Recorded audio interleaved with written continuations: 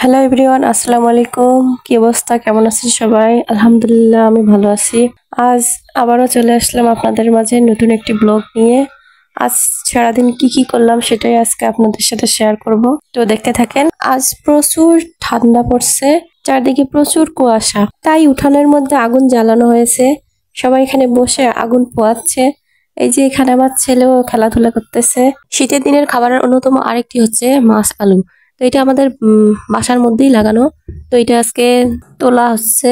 এই আলুটা আমার খুবই পছন্দের একটা খাবার। শীতকাল আসলেই আমি এই আলুটা খেয়ে থাকি। এই আলুটা যেদিন রান্না হয় সেদিন আমি ভাত অল্প একটু খাই, কিন্তু আলু অনেক খাই। চুলার মধ্যে যখন রান্না চলে, মানে আধা সিদ্ধ হয়, তখন থেকেই আমি খাওয়া শুরু করে দিই।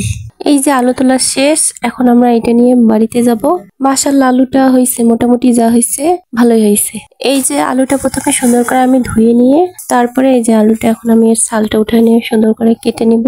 আজকে আমি কোনো রান্নার ভিডিও দেখাবো না, আজকে শুধু কি কি রান্না হচ্ছে এগুলাই দেখাবো, কারণ অন্যান্য দিন রান্নার ভিডিওই আমি দেখাই বেশি। তো আজকে ভাবলাম রান্নাটা বাদ দিয়েই দেখাই। তো এই আর কি ব্যাপার, দেখেন আলুটা কত সুন্দর, দেখে তো মনে হচ্ছে খেতেও অনেক ভালোই হবে, অনেক সিদ্ধও হবে। তো এই যে আলুটা আমার কাটা বাছা ধোয়া শেষ। আলুটা অবশ্য রান্নার আগে আরেকটু ধুয়ে নিলেই হবে। এরপরে আমি যেটা করব সেটা হচ্ছে, আমি এখন গাছের টাটকা তাজা সিম ছিঁড়বো।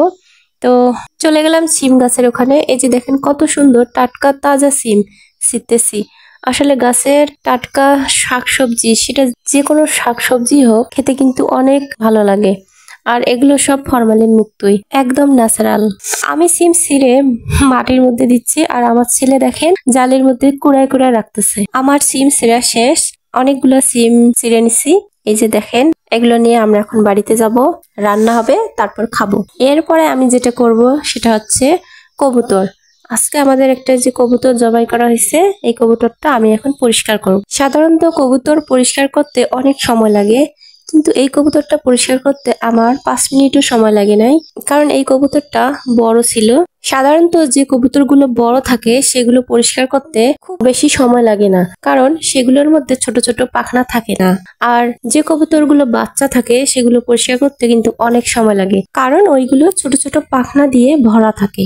এই যে আমার কবুতর পরিষ্কার করা শেষ, এখন আমি এই কবুতরটাকে একটু কেটে এর ভেতর থেকে কলিজা, মগজ এগুলো একটু বের করে চুলার মধ্যে একটু পুড়ে নিব।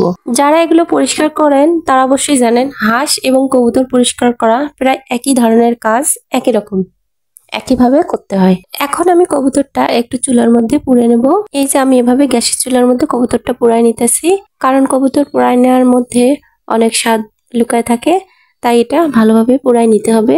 আমার কবুতর পোড়া শেষ, এখন আমি এটাকে একটু ঠান্ডা করে মাংসগুলো কেটে নিব। তো এই পর্যন্ত যারা আমার ভিডিওটা দেখেছেন তাদেরকে জানাচ্ছি অনেক অনেক ধন্যবাদ। দেখা হবে আবারও নতুন একটি ব্লগে। সেই পর্যন্ত সবাই ভালো থাকবেন। আল্লাহ হাফেজ।